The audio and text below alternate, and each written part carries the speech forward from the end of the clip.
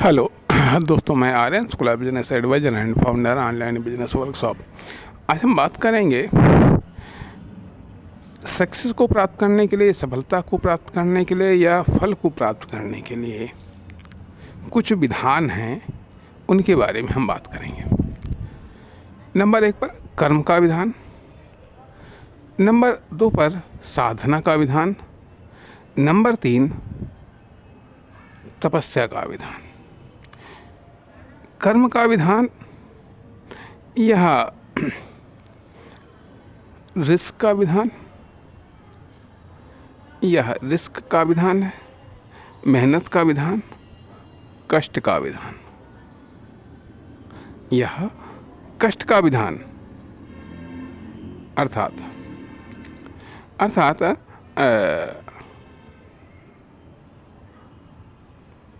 एक सिंपल विधान, जो कर्म का विधान है एक सिंपल विधान। दूसरा होता है रिस्क का विधान, मेहनत का विधान, कष्ट का विधान। और ये कर्म का विधान आता है। और साधना का विधान, तपस्या का विधान। अब जो छोटे या बड़े लक्ष्यों के लिए, या कह लीजिएगा खास करके बड़े लक्ष्यों के लिए, बड़े उद्देश्य या बड़े फल की प्राप्ति के लिए ये 3 प्रकार के विधान हैं जिनसे व्यक्ति लक्ष्य, उद्देश्य या फल को प्राप्त करने के लिए प्रयत्न करता है। ये 3 प्रकार या 3 श्रेणी के विधान हैं। अब फल को देने के विधान भाग्य विधान, बाई चांस विधान। बाई चांस आपको फल मिल सकता है और या फिर भाग्य के द्वारा फल अचानक से मिल सकता है या फिर जब कर्म सिद्ध हो जाता है तो फल मिलता है। कर्म अर्थात जो ये विधान, कर्म का विधान या साधना का विधान, ये तपस्या का विधान, जब ये कंप्लीट हो जाते हैं तब फल मिलता है। जैसे कि मान लिया कि यदि आप खाना को पका रहे हैं, ठीक है, अरे खाना पक जाएगा तो आपको पका हुआ खाना मिलेगा, ठीक है। अर्थात पकने तक की जब आप क्रिया कंप्लीट कर लेंगे तो आपको पका हुआ खाना मिलेगा, अन्यथा आपको कच्चा मिलेगा। यदि अधूरे प्रयत्न है तो अधूरा पका हुआ मिलेगा, ठीक। अब इसी तरीके से यदि आप कोई मार्ग तय कर रहे हैं, ठीक है, तो जितना आप मार्ग तय करेंगे, ठीक है, स्वाभाविक बात उतना फल मिलेगा। अब यहाँ पर थोड़ा सा इसके बारे में हम डिटेल में जाना चाहेंगे। जो तपस्या का विधान है सबसे अधिक कठिन है या सबसे अधिक कष्ट साध्य है, जिसमें सर्वाधिक कष्टों को बर्दाश्त किया जाता है। सर्वाधिक कष्टों को बर्दाश्त करके ईश्वर को प्रसन्न किया जाता है। ईश्वर को प्रसन्न किया जाता है या खुद को परिवर्तित किया जाता है या खुद को डेवलप किया जाता है। तो यह तपस्या विधान है। यह तपस्या विधान है, बिल्कुल तप, कष्ट साध्य, हार्डेस्ट, मेहनत नहीं है। किसी चीज़ पर बहुत तगड़ा फोकस कर लेना, जैसे कि प्राचीन काल में लोग तपस्या करते थे। तपस्या के द्वारा ईश्वर को प्रसन्न करते थे, टॉप अथॉरिटी को प्रसन्न किया जाता था, ठीक है। अब कहना जाएगा इसका विगत रूप, यानी कि ये कह लीजिएगा इसका एक अन्य रूप दिखाई देने लगा है। आंदोलन वर्तमान में सर्वोच्च सत्ता को आकर्षित करने का एक तरीका है आंदोलन, लेकिन तपस्या के द्वारा सर्वोच्च ईश्वरी सत्ता को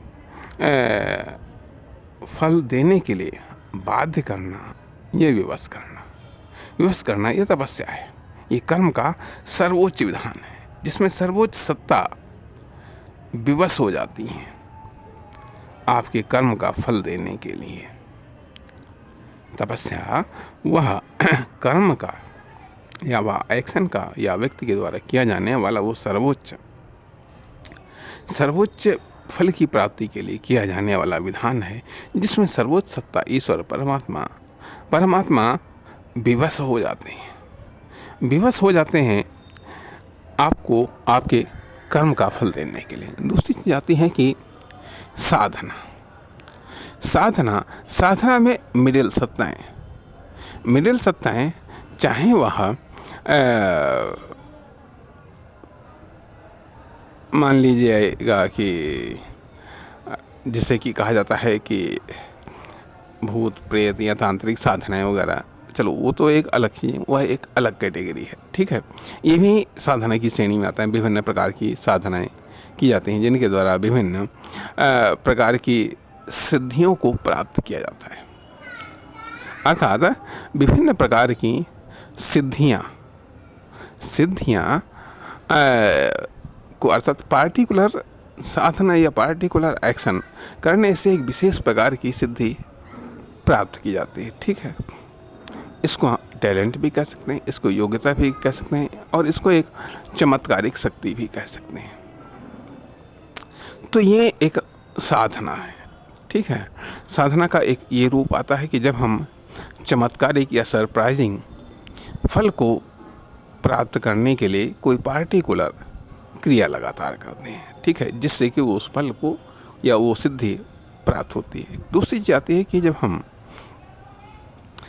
निरंतर साधना करते हैं, निरंतर लगातार प्रयत्न करते हैं, तो अर्थात कुछ ऐसे कार्य होते हैं या कुछ ऐसी सफलताएं होती हैं जो लगातार प्रयत्न करने से, लगातार बेहतर प्रयत्न करने से वो प्राप्त होती हैं। लगातार कष्ट करने से प्रयत्न, चाहे आप किसी फील्ड में, चाहे खेल में हो, चाहे पढ़ाई में हो, चाहे कैरियर में हो, चाहे बिजनेस में हो, चाहे अन्य किसी भी सेक्टर्स में हो, यदि आपको बड़ी सफलताओं को प्राप्त करना है तो आपको निरंतर लगातार प्रयत्न करने होंगे।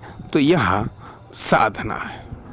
साधना अर्थात यह एक मध्यम श्रेणी का कर्म है। यदि कर्म जो विधान है, जो व्यक्ति कर सकता है उसको यदि 3 श्रेणी में बांटा जाए तो कर्म का विधान, साधना का विधान, तपस्या का विधान आता है।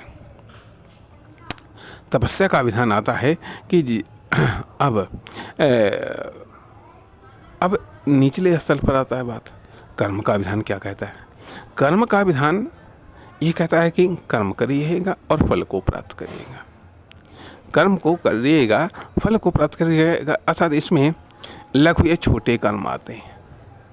लघु या छोटे कर्म आते हैं, अर्थात जब हम एक बड़े फल को प्राप्त करने के लिए प्रयत्न करते हैं तो वह साधना है। जब हम बहुत बड़े फल को प्राप्त करने के लिए अर्थात कंपैरेटिव रूप में जब दूसरों से बेहतर या बेस्ट फल प्राप्त करने के लिए हम प्रयत्न करते हैं तो वह एक साधना है। लेकिन जब हम सबसे बेहतर टॉप क्लास के फल को प्राप्त करने के लिए प्रयत्न करते हैं कष्ट साध्य, तो वह तपस्या है। और जब हम सिंपल साधारण या दैनिक रूप में फलों को प्राप्त करने के लिए प्रयत्न करते हैं तो वह एक कर्म का विधान अर्थात न्यूनतम रूप में। इसलिए यह जो एक न्यूनतम रूप में है इसको कर्म कहा जाता है, इसके अपर वाले को साधना कहा जाता है, उससे अपर वाले को तपस्या कहा जाता है, ठीक है। अब ये जो कर्म है, इस कर्म को डिवाइड किया गया है, रिस्क में डिवाइड किया गया है, मेहनत में डिवाइड किया गया है, रिस्क में डिवाइड किया गया है, और मेहनत में डिवाइड किया गया है, और एक चीज़ में डिवाइड किया गया है। रिस्क, मेहनत, चलिए अभी इसी बारे में हम बात करते हैं। तो जो रिस्क है, जोखिम लिया जाता है, और या फिर मेहनत करके फल को प्राप्त किया जाता है, मेहनत करके फल को प्राप्त किया जाता है। तो अब यहाँ पर अभी हम अगले भाग में बात करते हैं। नमस्कार।